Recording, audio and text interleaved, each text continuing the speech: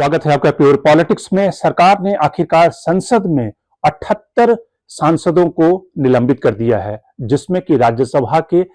45 सांसद और लोकसभा के 33 सांसद निलंबित किए गए। इससे पहले कि पिछले हफ्ते सरकार ने 14 सांसदों को निलंबित किया था, जिसमें कि लोकसभा से 13 सांसद और राज्यसभा से डेरेक ओब्रायन को निलंबित किया गया था। तो इस तरह से एक ही सत्र में यानी कि शीतकालीन सत्र में सरकार ने 92 यानी कि 92 सांसदों को निलंबित किया है, जो कि राजीव गांधी के 1989 के रिकॉर्ड को भी तोड़ देता है। राजीव गांधी ने उस समय जब एक कमीशन बनाया था इंदिरा गांधी की हत्या की जांच करने के लिए, उस कमीशन की रिपोर्ट के ऊपर हंगामा हुआ था और जिसमें 67 सांसदों को निलंबित किया गया था। तो आखिर सरकार की इतनी बेचैनी क्यों है, या ये जो सारे सांसद निलंबित किए गए हैं, सस्पेंड किए गए हैं, इनके पीछे की क्या कहानी है, तो इसकी हम बात करेंगे प्योर पॉलिटिक्स में। तो सबसे पहले शुरुआत करते हैं कि जिन सांसदों को यानी कि जिन सांसदों को निलंबित किया गया है, जिसमें कि ऐतिहासिक रूप से अगर देखें कि प्रधानमंत्री नरेंद्र मोदी के कार्यकाल को देखें, अगर 2014 से 2019 और 2019 के बाद के कार्यकाल को देखें, तो पहले टेनियर में यानी कि जो पहला लोकसभा का कार्यकाल था प्रधानमंत्री नरेंद्र मोदी का, उसमें लोकसभा में सांसदों के निलंबन की जो प्रक्रिया थी वो कंटिन्यूअस जारी रही, लेकिन राज्यसभा में प्रधानमंत्री नरेंद्र मोदी ने उतने सांसदों को यानी कि राज्यसभा में पहले टर्म में, चूंकि सरकार के पास नंबर्स नहीं थे, मेजोरिटी नहीं थी और सरकार को क्रूशियल बिल पारित कराने थे, तो इसलिए पहले राज्यसभा के कार्यकाल में 2014 से 2019 के बीच में सांसदों का निलंबन नहीं हुआ। लेकिन 2020 के बाद में सरकार ने राज्यसभा में भी सांसदों के निलंबन की जो प्रक्रिया थी वो चलती रही और ये पीक पे आते आते यानी कि 2022 में एक तरह से अनप्रेसिडेंटेड हो गई। अगर आप 2019 और 2023 के कार्यकाल को देखें, यानी कि पिछले 4 साल में ये जो सांसदों के निलंबन का जो प्रतिशत है, यानी कि 150% परसेंटेज सांसदों को निलंबित किया गया है, जिसमें कि अकेले एक दिन में सोमवार को इस तरह से सांसदों को यानी कि 45 राज्यसभा के सांसद और वहीं 33 लोकसभा के सांसद निलंबित किए गए और पूरे विंटर सेशन में 92 यानी कि 92 सांसदों को निलंबित किया गया है।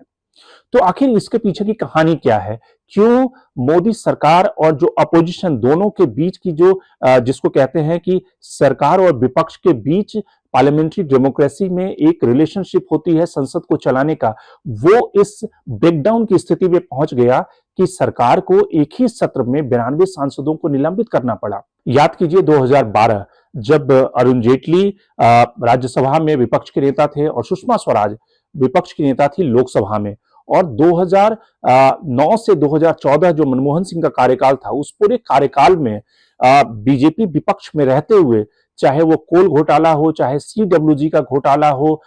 इसके अलावा तमाम ऐसे स्पेक्ट्रम घोटाले को लेकर संसद को गाहे बगाहे अवरोधित करती थी। न केवल बेल में आकर बल्कि संसद को कई दिनों तक डिस्टर्ब किया जाता था। और अरुण जेटली जो उस समय राज्यसभा में विपक्ष के नेता थे, उन्होंने तो ये कहा था, 2012 में उन्होंने एक आर्टिकल भी लिखी और उससे पहले उन्होंने संसद में ये भी कहा था कि पार्लियामेंट्री डिस्ट्रप्शन यानी कि संसद को डिस्टर्ब करना पार्लियामेंट्री डेमोक्रेसी में एक हथियार है अपोजिशन के पास में, जिसका कि इस्तेमाल किया जाना चाहिए और इसीलिए विपक्ष के नाते वो उस हथियार का इस्तेमाल कर रहे हैं संसद और जो अकाउंटेबिलिटी है सरकार को, उसको फिक्स करने के लिए। ये अरुण जेटली के कथन थे। लेकिन जब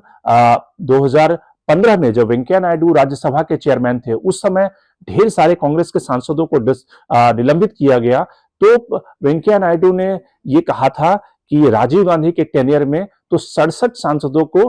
निलंबित किया गया था, उन्हें सस्पेंड किया गया था। लेकिन प्रधानमंत्री नरेंद्र मोदी की जो सरकार है, जो सरकार के पास में इस समय ब्रूट मेजोरिटी है, उसमें राजीव गांधी के रिकॉर्ड को भी सरकार ने बीट कर दिया है, तोड़ दिया है 92 सांसदों को निलंबित करके। अब सवाल यह है कि इसमें मसला क्या था जिसके कारण सांसदों को निलंबित किया गया है। मसला था कि पिछले हफ्ते जब 13 दिसंबर को यानी कि संसद हमले की बरसी थी, यानी कि जब 2001 में संसद के ऊपर अटैक हुआ था और उसकी बरसी के मौके पर कुछ जो युवा थे वो संसद में घुस गए, उन्होंने पार्लियामेंट की सिक्योरिटी को ब्रीच किया और संसद भवन तक पहुंचने में कामयाब हो गए। इसके अलावा वो लोकसभा में गैलरी में, जो विजिटर्स गैलरी होती है, उससे निकलकर वो लोकसभा में सांसद जहां पे बैठते हैं वहां पर कूद गए और उन्होंने एक जो अपने जूते में छुपा करके लाए थे उसमें की स्मोक गैस था। हालांकि इससे किसी की जान माल की क्षति नहीं हुई, सांसदों ने उसे पकड़ लिया। बाद में उसके ऊपर एक कई तरह की कमेटियां कंस्टिट्यूट हुई है, लोकसभा स्पीकर ने कमेटी कंस्टिट्यूट की है, इसके अलावा होम मिनिस्ट्री उस मामले की इन्वेस्टिगेशन कर रही है अपने तौर पे। तो सांसद जो है वो उस मसले पर एक लोकसभा और राज्यसभा में डिबेट चाहते थे। उनका यह कहना था चूंकि ये ब्रीच का मामला है, सिक्योरिटी को इंक्लूड किया गया है, सिक्योरिटी ब्रीच की गई है, इसलिए सरकार को इस पे होम मिनिस्टर को जवाब देना चाहिए कि इस मसले के पीछे कैसे सिक्योरिटी, जो इतनी हाईली सिक्योर जगह मानी जाती है, उसकी सिक्योरिटी को कैसे ब्रीच किया गया। लेकिन सरकार का यह कहना है कि चूंकि इसके ऊपर कमेटी कंस्टिट्यूट की गई है और चूंकि पार्लियामेंट की सिक्योरिटी जो है लोकसभा स्पीकर के डोमेन में आती है और लोकसभा स्पीकर ने पहले ही इस पे स्टेटमेंट दे दिया है और कमेटी कंस्टिट्यूट कर दी गई है, तो इसलिए जो अपोजिशन के सांसद हैं वो इसके ऊपर पॉलिटिक्स करना चाहते हैं और सरकार इस पॉलिटिक्स को की इजाजत नहीं दे सकती है और इसीलिए उस डिस्कशन को नजरअंदाज किया गया। और जिस तरह से सरकार का कहना है कि विपक्षी सांसद बेल में आकर हंगामा कर रहे हैं, प्ले कार्ड लेकर इस हंगामा कर रहे हैं, वो जस्टिफाइड नहीं है, क्योंकि जब नई संसद की बिल्डिंग बनी थी उस समय ये बैठक में, बीएसी की बैठक में तय किया गया था कि आगे से सांसद जो हैं, एमपी जो हैं, वो बेल में नहीं आएंगे, प्ले कार्ड लेकर नहीं आएंगे और हंगामा नहीं करेंगे। लेकिन सवाल यह है कि जब विपक्ष में रहते हुए बीजेपी इन इंस्ट्रूमेंट का इस्तेमाल कर चुकी है सरकार की अकाउंटेबिलिटी फिक्स करने के लिए, सरकार को चेक करने के लिए या अपने मुद्दे उठाने के लिए, न केवल बेल में आकर हंगामा करना बल्कि संसद को कई सेशन तक डिस्टर्ब करना, यह सब BJP as a opposition party कर चुकी है। तो बीजेपी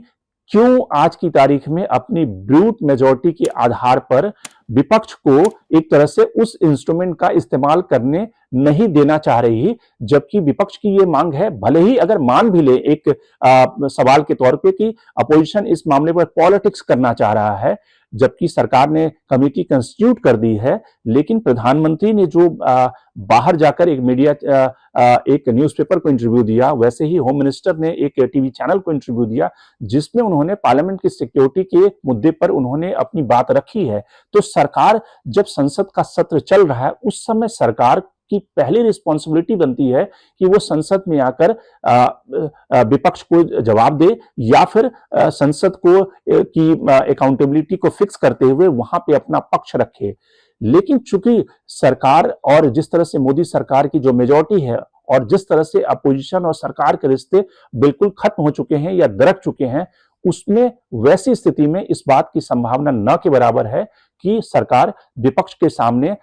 कहीं भी झुकना चाहती है और शायद इसीलिए यह मौका उत्पन्न हुआ है कि सरकार को एक अनप्रेसिडेंटेड तरीके से 92 सांसदों को निलंबित करना पड़ा है। Shankar Animesh, the print. लेकिन अब हमारे YouTube चैनल को सब्सक्राइब करना न भूलें, अपने कमेंट्स, अपने रिएक्शन लगातार हमें भेजते रहें।